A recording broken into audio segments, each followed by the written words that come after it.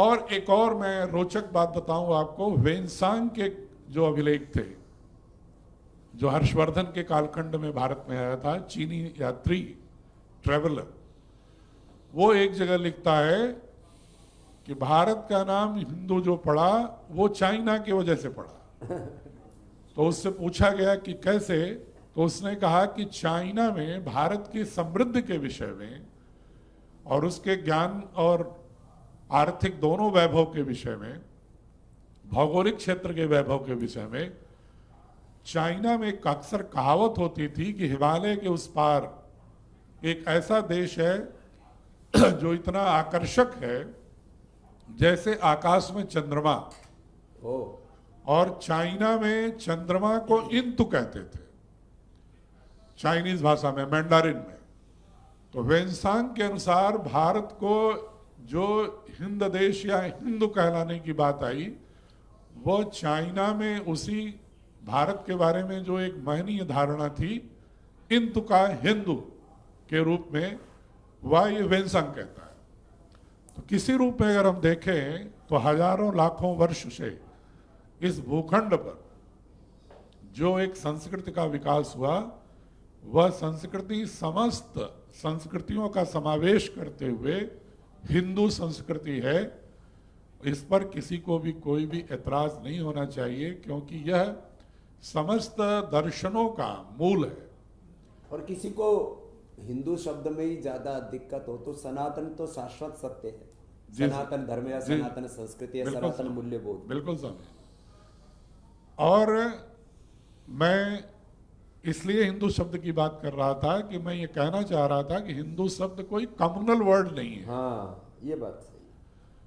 और इसी को उदाहरण कोई सांप्रदायिक उन्माद नहीं है। इसी का उदाहरण देते हुए एक बहुत बड़ा इतिहासकार पाश्चात्य का ही मिस्टर जोड, वो लिखते हैं कि पूरी दुनिया को भारत से बहुत चीजें सीखनी है,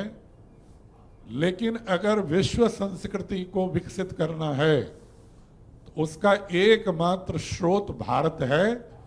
क्योंकि भारत ने ही अपने हजारों साल की यात्रा में विभिन्न संस्कृतियों के मध्य संश्लेषण करने की दक्षता विकसित कर ली। आप देखिए, चाहे वह शाक्त संप्रदाय हो, चाहे वो वैष्णव संप्रदाय हो, चाहे वो शैव संप्रदाय हो, चाहे वो नाथ संप्रदाय हो, चाहे बौद्ध धर्म हो, चाहे जैन धर्म और उसकी विभिन्न शाखाएं हो, चाहे बौद्ध धर्म की शाखाएं हो, चाहे हमारे वैदिक मूल्य हो, समस्त जो वन क्षेत्र की संस्कृति हो, चाहे नगर क्षेत्र की संस्कृति हो, चाहे ग्राम क्षेत्र की संस्कृति हो, उन समस्त संस्कृतियों का संश्लेषण करते हुए भारत के प्रत्येक व्यक्ति की जीवन पद्धति में एक एकत्व का बोध दिखाई पड़ता है। यहां तक कि जो लोग 1011वीं शताब्दी के बाद जो इस्लाम धर्म के भी लोग आए, आज अगर उनकी जीवन पद्धति में भी देखें तो 90% उसी सनातन संस्कृति के जो मूल तत्व हैं वह प्रत्यक्ष या अप्रत्यक्ष रूप से प्रतिध्वनित होते हैं। तो जोड ने ये कहा कि अगर हम भारत की संस्कृति का अध्ययन कर लें, पूरी सांस्कृतिक डिजाइन का अध्ययन कर लें, तो हम बहुत आसानी से इस निष्कर्ष पर पहुंच सकते हैं कि दुनिया के अन्य हिस्सों के लोग भी अपनी विभिन्न सांस्कृतिक धाराओं के मध्य संश्लेषण करते हुए उसी तरह विश्व संस्कृति का विकास कर सकते हैं, जैसे भारत के